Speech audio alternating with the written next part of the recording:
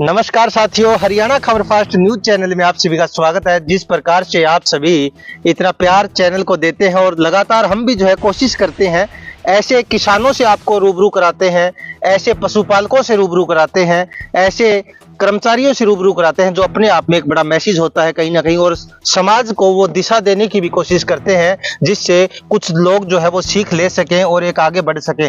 उसी दौरान अगर मैं बात करूं, आज फतेहाबाद जिले के गांव ढींसरा के खेतों में मौजूद हूं। मेरे साथ जो है वो तस्वीरों में आप देख रहे हैं, पीछे जो है लगातार जो किन्नू की जो पैकिंग होती है आप देख रहे हैं, ये किन्नू फल है और साथ में अमरूद का फल यहाँ पर जो है अच्छी मैं कहूँ तो भारी मात्रा के अंदर जो है वो उत्पादन यहाँ पर होता है। और बात करूंगा, पूरी जानकारी भी लूंगा कि कितना जो है इनकम अभी जो है कर रहे हैं। सबसे पहले सर आपका स्वागत है हरियाणा खबर चैनल। नमस्कार रमेश जी, आपको और खबर फास्ट न्यूज चैनल के सभी दर्शकों को मेरी तरफ से नमस्कार। और आप जो बहुत अच्छा प्रयास कर रहे हैं, किसानों को एक अच्छा प्लेटफॉर्म उपलब्ध करा रहे हैं जी।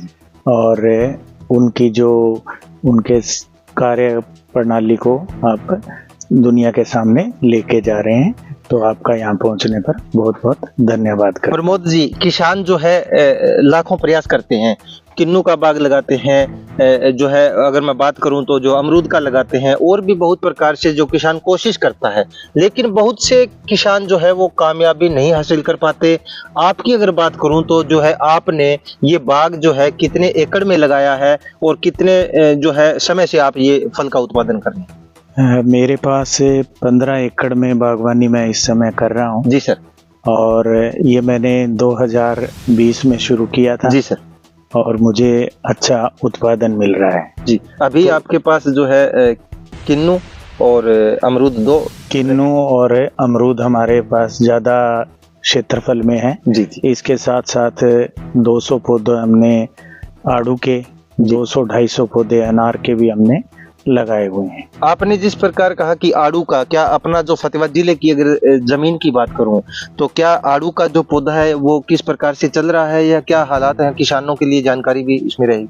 देखिए, हमें आड़ू के पौधे लगाए हुए 2-2.5 वर्ष हो चुके हैं। और जहां मैंने अपने क्षेत्र के अंदर काफी जगह देखा है पौधे अच्छे रूप से चल रहे हैं। कुछ पौधे हमने ट्रायल के रूप में पहले 2020 में भी लगाए थे, तो उनमें अच्छा उत्पादन हो रहा है, अच्छा फल दे रहा है। आजकल जो सिंचाई का प्रबंधन है या और अन्य गतिविधियां जो हैं आजकल हाईटेक हो चुकी हैं, तो उनकी सहायता से आजकल हर पौधा हर एनवायरनमेंट के अंदर सरवाइव कर पाता है। अगर बागवानी विभाग की बात करें तो फतेहाबाद से जैसे बागवानी विभाग के अधिकारी हैं शरवण जी, किस प्रकार से कभी आपकी यहाँ विजिट हुई हो, उनकी कोई जानकारियां उनसे प्राप्त की? निरंतर उनका सहयोग रहता है, नई नई जानकारियां उनकी तरफ से भी उपलब्ध रहती हैं जी। और आजकल जैसे आप जैसे पत्रकार भाई बंधु हैं, वो भी अन्य किसानों की वीडियोस हमारे सामने आप जैसे भाइयों की मार्फत हमारे सामने आती रहती हैं, उनसे भी मिलते हैं, उनसे समझते हैं, उनसे जानकारियां प्राप्त करते हैं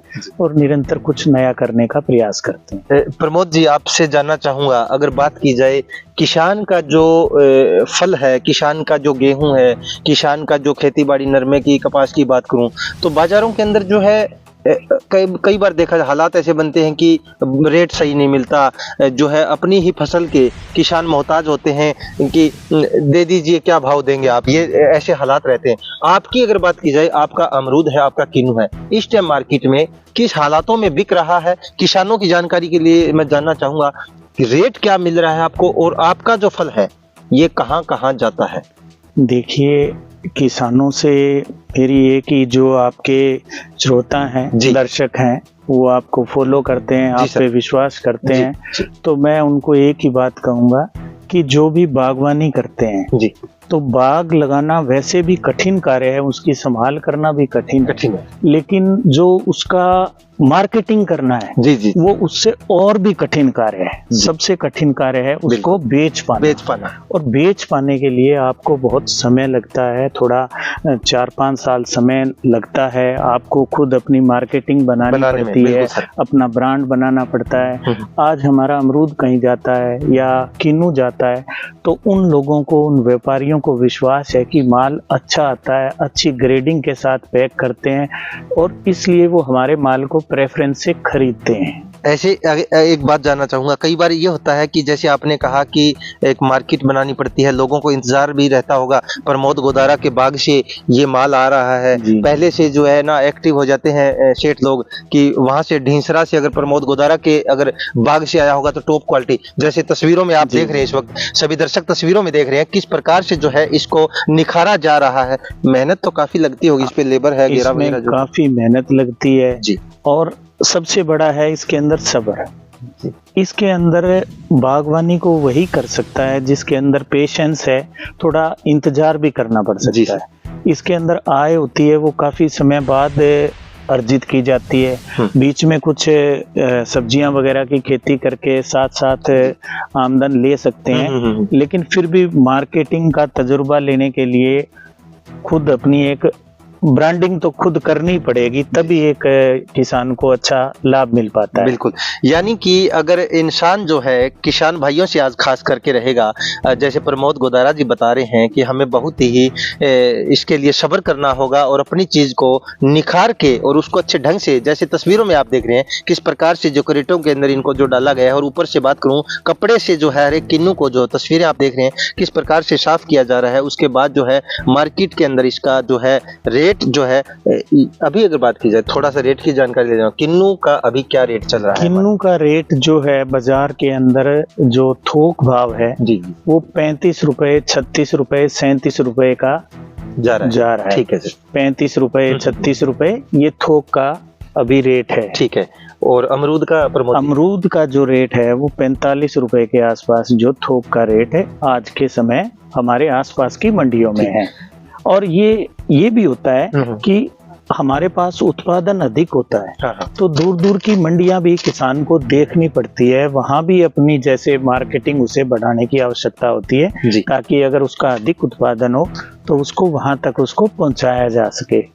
एक और जानकारी लेना चाहूंगा, दर्शक आपको लगातार देख रहे हैं प्रमोद जी, कि जिस प्रकार कुछ किसान जो हैं मेहनत करते हैं, 2-4 साल लगाते हैं बाग पे और उखाड़ने की नौबतें आ जाती हैं, ऐसा क्या दिक्कत आती है उन किसानों के लिए, कुछ बताएंगे? आपकी बात की जाए तो आपने अच्छा एक बढ़िया जो है आपने लुक बनाई है, अच्छा यहाँ पर आपने बाग तैयार किया है, क्या आपको भी ऐसी कोई दिक्कत आई, मन में ऐसे विचार आए हों?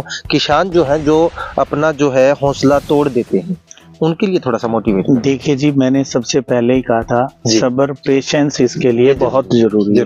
दूसरा, जब भी आप बाग लगाना चाहते हैं, किसी भी फल के लिए अगर आप बाग लगाने की इच्छा रखते हैं तो पहले उसके बारे में पूर्ण जानकारी लीजिए और फिर उसके बाद उसकी अच्छी वैरायटी का चयन करना बहुत जरूरी है। हमारे आसपास जो मंडियां हैं, अब बहुत सी नर्सरियां हैं, अलग अलग प्रकार के पौधे आपको बेचेंगे, कहेंगे कि हमारा फल ऐसा है, आप ये पौधे लगाइए। नहीं, आप पहले मार्केट में अपने आसपास पूरा सर्वे कीजिए और सर्वे करने के बाद ही आप इस नतीजे पे पहुंचें कि हमारे आसपास जो एरियाज में है वो कौन से फल की वैरायटी की कितनी डिमांड है। बिल्कुल, उसके अनुसार लगाइए। कुछ शहर होते हैं, जैसे अब दिल्ली के आसपास शहर हैं, चंडीगढ़ के आसपास शहर हैं, तो वो एक बड़ा लार्ज सिटीज हैं, उनके आसपास लगाओ, तो उनके आसपास की वैरायटी का चयन करो। हमारे आसपास प्रचलन है आज के समय में हमारे एरिया के अंदर, जैसे अब मैंने हिसार सफेदा वैरायटी है, इसकी मार्केट के अंदर अच्छी डिमांड है। तो एक तो अच्छी वैरायटी का चयन करो, अच्छी नर्सरी का चयन करो और फिर उसके बाद पौधे की निरंतर देखभाल भी बहुत आवश्यक है। देखिए प्रमोद जी, मैं पूछना चाहता भी हूँ और इसको टालना भी चाहता था, काफी देर से सोच रहा था। किसान जो है अपनी इनकम बताना नहीं चाहते, कहीं ना कहीं सिस्टम को जो है रोक लेते हैं, लेकिन थोड़ा सा एक हिंट जरूर दे दीजिए। जैसे कहते हैं कि किसान जो है एक साल में लाखों रुपए कमाता है, एक साल में हजारों रुपए किसान कमा रहा है, क्या आपके इस बाग से थोड़ा सा अंदाजा किसानों को दे दीजिए कि जो है कितना आप इस समय कमा रहे हैं इसका ठीक ठाक? देखिए, मुझे 5 साल हुए हैं और 5 साल के अंदर मेरा ये मानना है कि सही तरीके से बाग अपना उत्पादन देना आरंभ कर देता है। ठीक है। और इससे पहले जो है उसके खर्चे भी अधिक होते हैं और 5 साल में अच्छा उत्पादन दे देता है जी। और जो साधारण हमारी जो परंपरागत खेती है, जैसे हमारे क्षेत्र के अंदर सरसों की और गेहूं, सरसों, नरमा, कपास, ये खेती हमारे आसपास चलती है। उससे तो बहुत अच्छा इनकम ये देती हैं।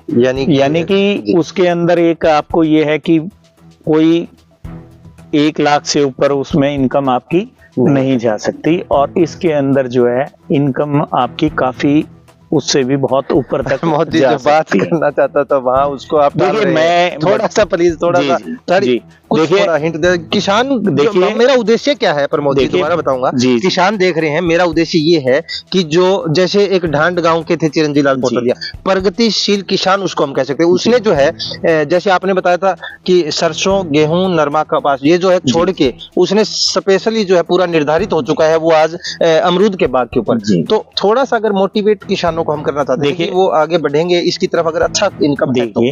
किसान जो है ना, बहुत से ऐसे चैनल हैं जी, और किसान एक ऐसा इस देश का सबसे आसानी से किसी बात की तरफ मुड़ जाने वाला इंसान होता है। बिल्कुल सर, बिल्कुल। तो मैं कोई ऐसी भाषा का प्रयोग नहीं करना चाहता कि मैं उसको एकदम से ऐसे सपने दिखाऊं कि 5 लाख, 10 लाख, 15 लाख। तो ऐसा दिखाने से क्या होगा कि हर आदमी सोचेगा कि मैं इसकी तरफ जाऊं। मैं ये प्रेरित जरूर करना चाहता हूं कि हर व्यक्ति को बागवानी की तरफ जाना चाहिए। मैं विश्वास दिलाता हूं कि जो आम खेती है उससे बहुत बढ़कर आपको मिलेगा। बहुत बढ़िया, ठीक है। ये जो संकेत जो है हमें मिले हैं, जो प्रमोद जी की तरफ से जो बातें निकल के आई हैं कि जो है अच्छा कमा सकते हैं। अच्छा यानी बहुत अच्छा मतलब ये जो क्लियर करना कोई जरूरी नहीं है। जैसा आप मेहनत करेंगे जी, किसान जैसा मेहनत करेगा, जिस प्रकार से आप ये चीजें तैयार करके मार्केट में जो भेजी जा रही है, इसको अच्छा संवारा जा रहा है, अच्छा इसको बनाया जा रहा है, अच्छा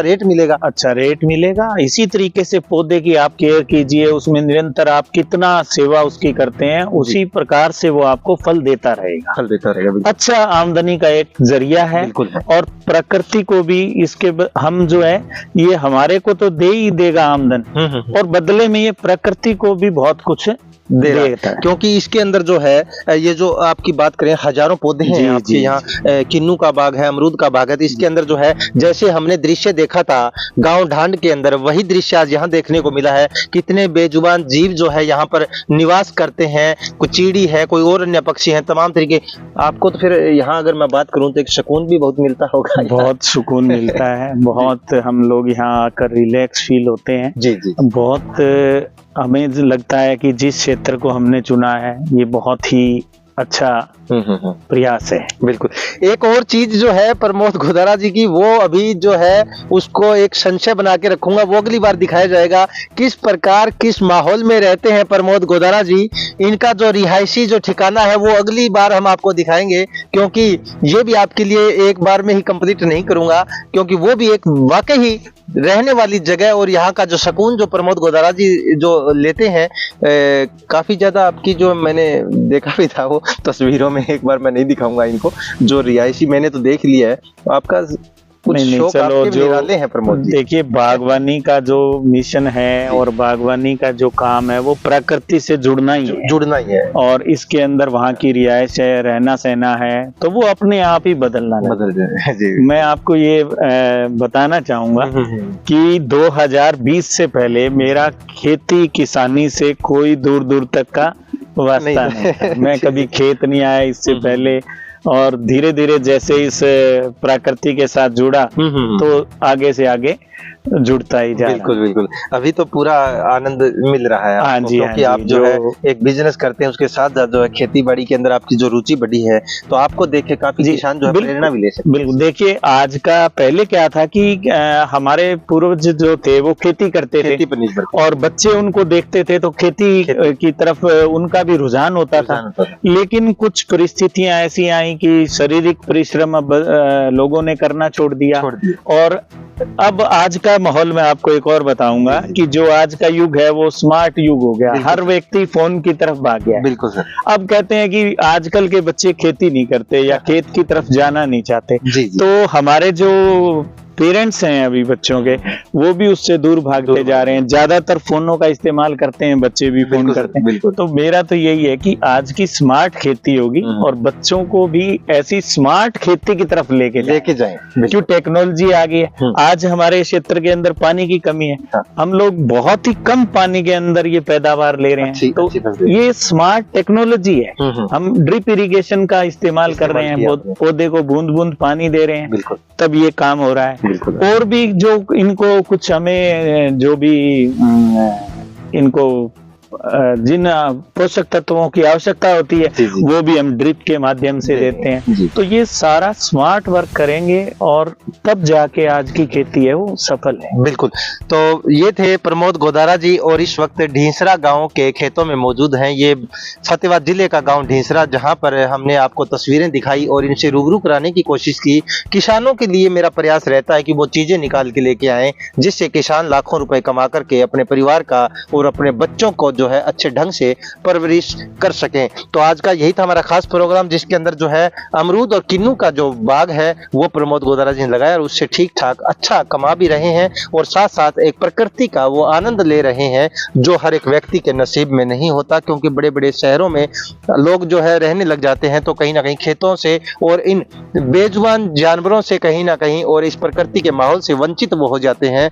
तो यही था खास प्रोग्राम। आगे फिर मिलेंगे नए मुद्दे के साथ और नई चीजों के साथ, जिससे कोई एक नई दिशा देने का जो प्रयास हमारा रहता है समाज को। एक विषय पर और जो है मेरे किसान भाइयों से मेरी अपील रहेगी कि जब किसान है अपनी बेटी के लिए रिश्ता देखता है जी सर, तो सबसे पहले ये देखता है कि उसके जमीन कितनी है लड़के। जी। लेकिन इसके साथ साथ वो एक बात और क्लियर कर देता है कि मेरी बेटी खेत में नहीं जाएगी। तो मेरी किसानों से ये जो बात है ना जी सर, ये वो देखता है कि मेरी बेटी खेत में नहीं जाएगी। तो किसानों से आग्रह है कि बेटी के पास भी अगर पढ़ी लिखी है तो उसके पास स्मार्ट तरीके से खेती कराने का अनुभव होता है। हमारे भी पूरे खेत में महिलाएं काम करती हैं, बहुत अच्छे तरीके से उसको संभाल रही हैं। तो लड़की के पास बहुत मैनेजमेंट का गुण बहुत अच्छा होता है। तो किसानों से मेरा आग्रह है कि वो ये भी देखें कि जमीन कितनी है, साथ साथ ये भी देखें कि मेरी बेटी भी खेत को स्मार्ट तरीके से संभाल सकती है। ये बहुत अच्छा मैसेज दिया है किसान भाइयों, जो हम बिल्कुल प्रमोद जी ने आज जो है एक दिल की बात जो है वो निकाल ली है कि जब भी रिश्ता करते हैं तो यही कहते हैं कि जमीन देखी जाती है, 10-15 एकड़ जमीन देखी जा सकती हुई। तो हमारी जो बेटियां हैं वो पढ़ी लिखी हैं। और बेटियों, अगर आप हमारा आज का प्रोग्राम देख रहे हैं तो मेरे पीछे तस्वीरों में देखिए हमारी बहन बेटियां जो इस काम को कर रही हैं। प्रमोद जी ने कहा कि अच्छा ढंग से खेती बाड़ी के अंदर अगर हमारी बहन बेटियां अगर रुचि लें तो काफी हद तक जो है हमारा और देश, भारत देश उन्नति कर सकता है। बेटी बचाओ बेटी पढ़ाओ के नारे के साथ साथ आज ये प्रमोद जी ने एक और नई चीज जोड़ दी है कि बहन बेटियां खेती बाड़ी को स्मार्ट तरीके से करें। अच्छी टेक्निकल आ चुकी है, अच्छे संसाधन आ चुके हैं और बागवानी विभाग की बात की जाए तो अच्छी सब्सिडियां भी मिलती हैं। हाँ जी, वो अपनी निरंतर सब्सिडियां साल दर साल है उसकी चलती रहती है। तो बहुत अच्छा एक हमारा जो भारत देश है वो आगे बढ़ सकता है। बिल्कुल खेती बाड़ी की तरफ वापसी कहीं लौट जाना सही तरीके से और स्मार्ट टेक्नोलॉजी से करेंगे तो कहीं कोई निराश होने वाली बात नहीं है। फिर भी अगर इससे संबंधित कोई किसान भाई कोई जानकारी लेना चाहता है तो हमारे फार्म पर आकर वो जानकारी ले सकता है। जितनी हमें उसकी जानकारी है उसको हर समय हम बिल्कुल उसके साथ साझा। ठीक है सर, बहुत बहुत धन्यवाद। बहुत धन्यवाद, आपने अपना कीमती समय निकाल कर यहाँ आए, आपका बहुत बहुत आभार। ठीक है सर, धन्यवाद।